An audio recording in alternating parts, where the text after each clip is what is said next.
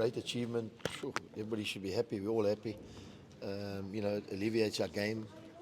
They don't just look at our national team. They'll look at our local league now more, and so the spotlight is good. It's good for us, and well done to Hugo and all the technical team and everybody behind the scenes, and all the players who were there from the start. So it's important for us to be in these tournaments, and qualify every 4 years and every 2 years for the Nations Cup.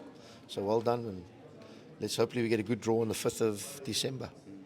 Coach, just a word on Ellis Middendorp's departure. How much does that really impact your day-to-day workings at the club? No, I think it's important that we talk about the game tomorrow. I don't want to go over here. Is it about the game tomorrow or anything else? So I think let's talk about the game rather. Sorry. Coach, how are you making sure that you keep your boys in the same momentum after a long FIFA break? And also, how are you giving the motivation to your boys after Bafana qualified? Are you giving them, or are you telling them to see that Bafana is performing and maybe to get a chance? I think there's 7-8 months. I think anything can happen with our players. And if they, obviously have a good performance until the end of the year, I think anybody can maybe get in the back door and make the team. I think you've just seen the last couple of squads that they've picked. I think there's been some players called up out of the blue, and I think the opportunity can be there for certainly our players. There's a few players, they could maybe get in the back door. You never know.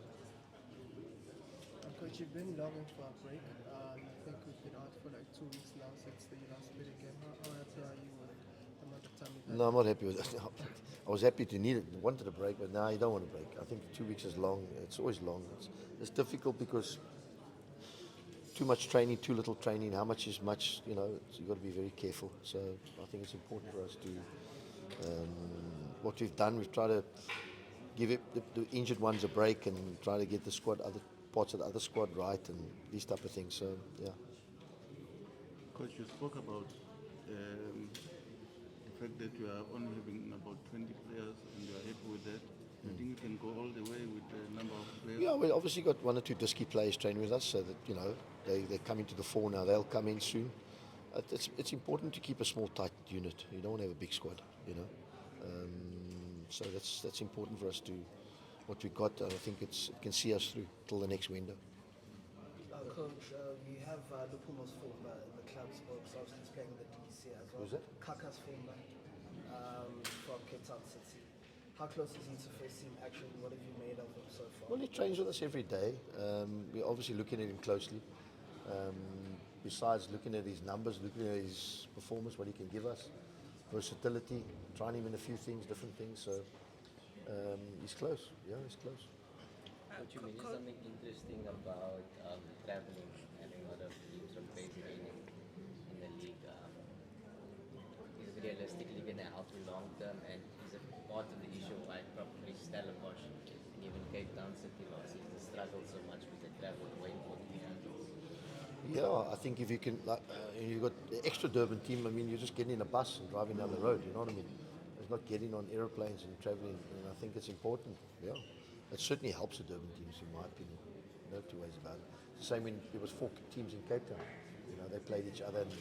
But certainly for a team like Stellenbosch, every time you play an away game, you get on an aeroplane. So it does take a lot out of you. Coach, just speaking about the DDC, I've seen they've been playing very well besides some other results. Are you looking to maybe promote some of the few players with us? We have to. We're going to need 1 or 2, but then 1 or 2 to put their hands up. We not just going to give out people to play. They need to, they need to prove us that they can play in the first team. So it's definitely that's the whole object of a club going forward. But obviously we've just started the DDC. It's not like a lot of clubs have got DDC teams for ages now. We've just started one, so it's important that we look closely and work closely, which they do. They train a lot with us, sort of the first couple of days of the week, Monday, Tuesday, Wednesdays.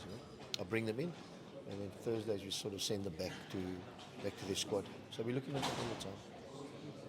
Just to shift a bit the goalpost, it's an exciting time for us qualifying for World Cup. Just your thoughts on that. It's a huge opportunity. I just said it now a couple of minutes ago. I think it's important that, because South African players get judged on your national team generally. That's how you get judged. It's the same as coaches.